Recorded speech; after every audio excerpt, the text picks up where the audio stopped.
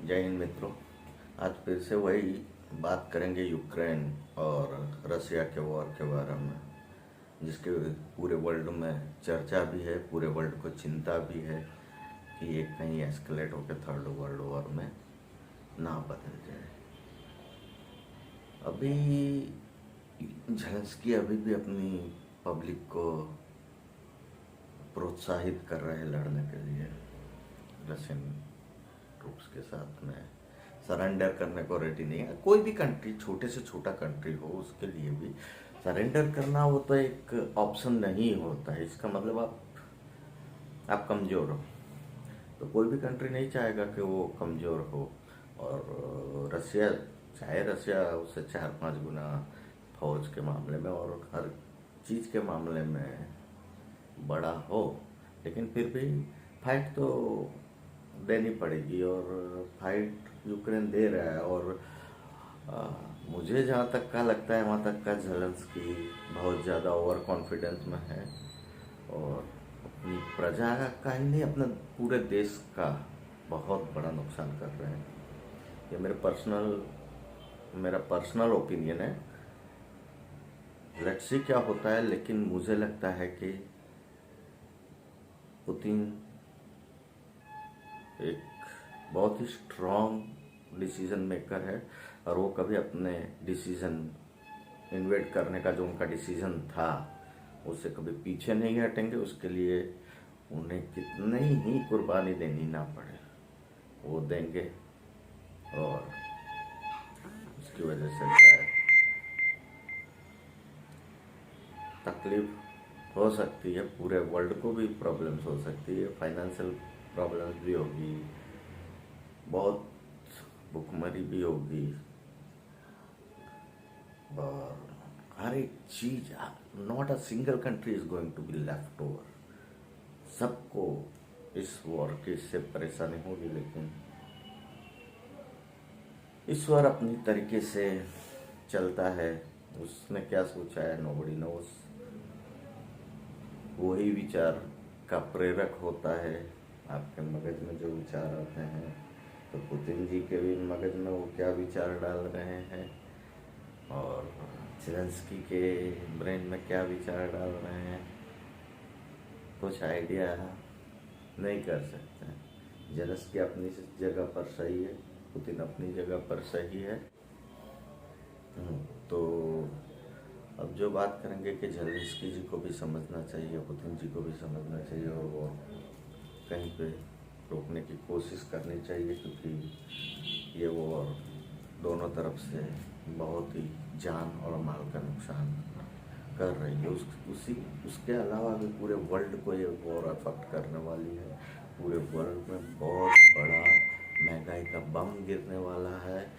हमें भी पूरे वर्ल्ड को भी इस चीज़ के बारे में प्रिपेयर रहना चाहिए कि ये युद्ध की वजह से इस पृथ्वी का कोई भी निवासी सेफ नहीं रहेगा, उसे किसी न किसी तरह से इसके से अफेक्ट होने वाला है। लेकिन ये युग परिवर्तन का दौर है जैसे कि ये कहते हैं, तो उसमें बहुत लार्ज स्केल पर जानहानि होती है।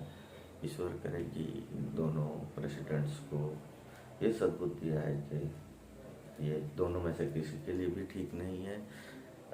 पुतिन की डिमांड के साथ में मैं तो हूँ कि हाँ, आप अपने पड़ोस में अपने दुश्मन को बसने नहीं देंगे, दैट इज़ वेरी ट्रू।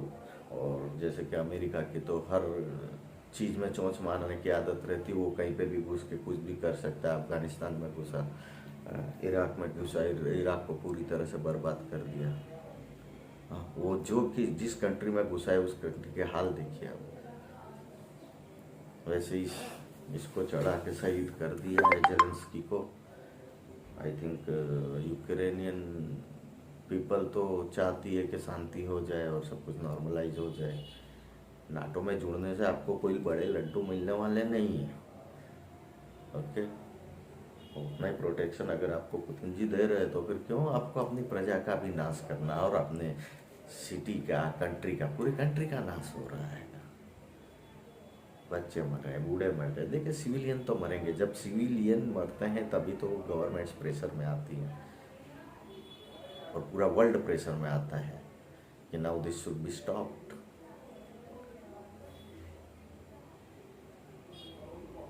तो लेट्स सी क्या होता है, लेकिन मुझे फिर मैं ईश्वर से यही प्रार्थना करूंगा कि जेलेंस्की को भी सॉफ्ट करे और पुतिन जी को भी सॉफ्ट करे और जल्द से जल्द ये वॉर और ये मानवता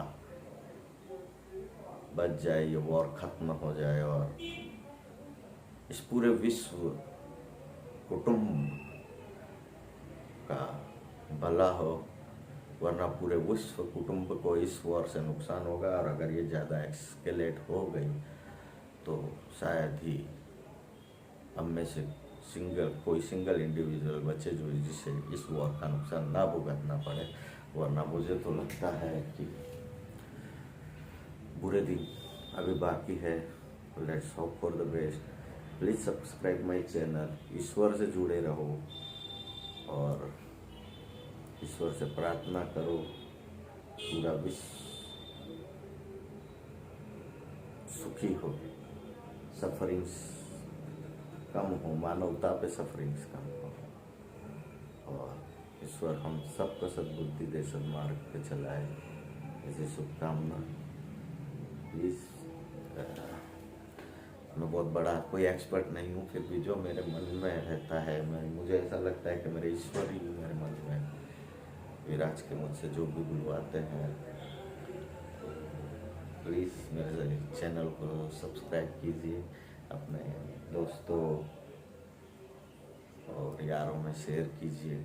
मैं एक धर्म जागरण अभियान का हिस्सा हूँ, अपने आप को समझता हूँ मैं एक धर्म जागरण अभियान, हिंदू सनातन धर्म जागरण अभियान का हिस्सा समझते हुए मैं कोशिश करता हूँ कि मैं अगर 5 आदमी को भी जागरूक कर सका तो शायद वो मेरे लिए एक अचीवमेंट होगा।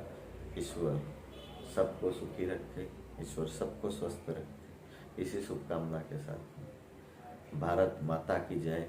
वंदे मातरम। जय श्री राम।